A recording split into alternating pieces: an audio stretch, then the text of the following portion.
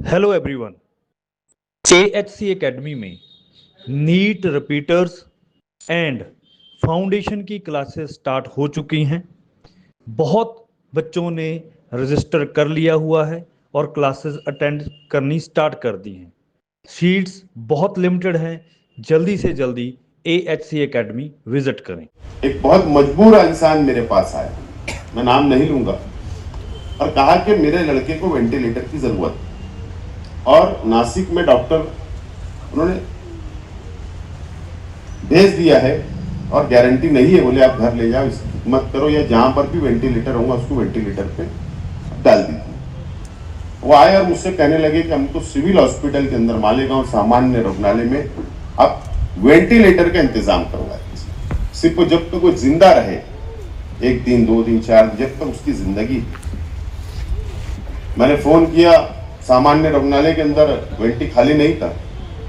फिर मैं डॉक्टर गौरव ठाकरे साहब को मैंने फोन किया कि ऐसे ऐसा एक पेशेंट है, उसकी हालात नहीं है पैसा देने की और वेंटी की जरूरत है, एम्बुलेंस के अंदर पेशेंट है। उन्होंने कहा भेज दो। मैंने कहा पैसा नहीं है, बोले भेज दीजिए। पेशेंट भी वहां गया, वेंटी भी मिला, 15 दिन वो एडमिट भी रहा और उसका इंतकाल वहीं हो गया।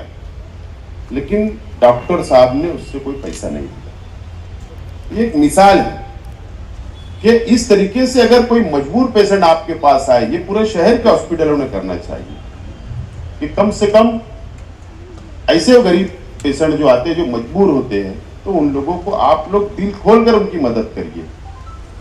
तो इस तरीके से हमारा ये शहर है, यहां पर गरीब है, गरीबी की सतह से नीचे जिंदगी गुजारने वाले मैं समझता हूं महाराष्ट्र में सबसे ज्यादा मालेगांव शहर के अंदर है। अगर आप उसकी यादी देखेंगे, 45,000 खानदान, मैं बोल रहा हूं आदमी नहीं, खानदान यहां पर जिंदगी जी रहे गवर्नमेंट रिकॉर्ड में। ये इतना गरीब मजदूरों का शहर है, गरीबों का शहर है, और ये शहर को सियासी लोग लेके नहीं चल सकते।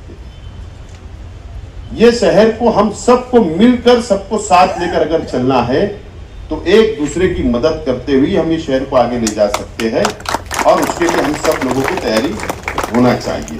बहरहाल मैं मुबारकबाद पेश करता हूं और उम्मीद करता हूं कि आप ये शहर के अंदर तिब्बी खिदमत आप लोग अच्छी तरह निभाते रहे। मैं आपके साथ हूं। फिर एक मरतबा मैं आपको मुबारकबाद पेश करता हूं। और मेरे अस्सलाम वालेकुम। मंच पे तशरीफ फरमा मुफ्ती सारिक साहब, एजाज सर, पाटिल साहब, देवरे साहब, केवलप्पा, रिजवान भाई, इस प्रोग्राम के अंदर तशरीफ फरमा तमामी शहर के मोअज़्ज़िज़ हज़रात, तमामी डॉक्टर्स, दोस्तों और साथियों, सबसे पहले मालेगांव हेल्थ केयर हॉस्पिटल के तमामी डायरेक्टर्स को मैं मुबारकबाद पेश करता हूं, और खुसूसी तौर पर आबिद अंसारी साहब, सौरभ भाई, फैसल शर्मा साहब और उनके साथ जो डॉक्टर्स की टीम है, मैं उनको मुबारकबाद पेश करता हूं। ये बात बिल्कुल सच है कि यह हॉस्पिटल 1 या 2 मरतबा शुरू हुआ, वापस बंद हो गया, लेकिन मैं इन नौजवान साथियों को जो आज हॉस्पिटल की जिम्मेदारी अपने हाथों में इन्होंने लिया, मैं इनकी मेहनत देख रहा हूं, जद्दोजहद देख रहा हूं कि बहुत मेहनत से ये हॉस्पिटल ये शुरू कर रहे थे। आमतौर पर हॉस्पिटल के प्रोग्राम में जाने से मैं कतराता हूं।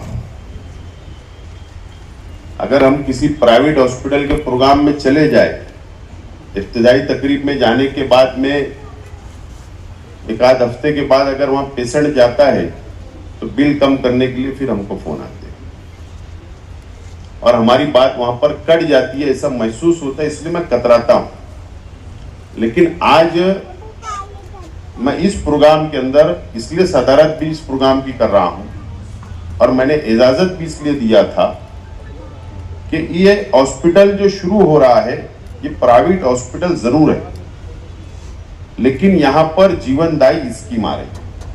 ये बहुत अहम बात है और हमारे शहर के लिए बहुत बड़ी बात है।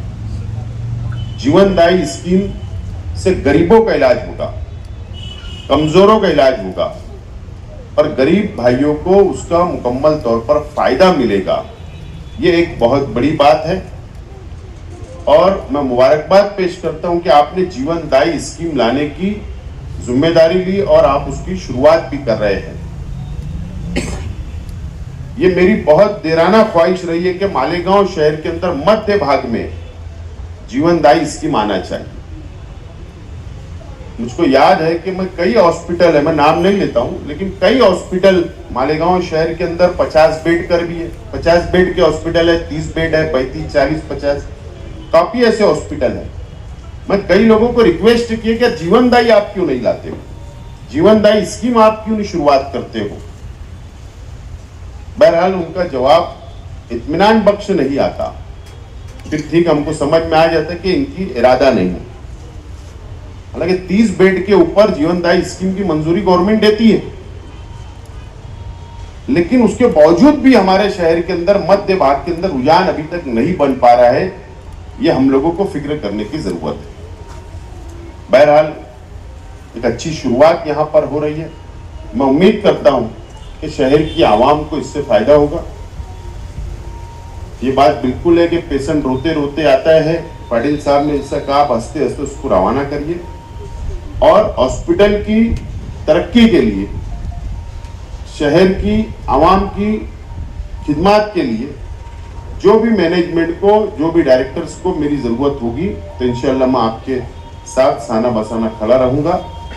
आपकी हम लोग पूरी तरीके से हेल्प करने के लिए तैयार हैं। बस आप लोग गरीब पेशेंट जो आए, कमजोर जो आए, जिनके पास रुपया पैसा ना हो, अगर वो मजबूर है तो आप उसकी खामोशी से मदद कर दीजिए जब तक जीवनदायी नहीं आता। मुझे याद है 15 दिन पहले की बात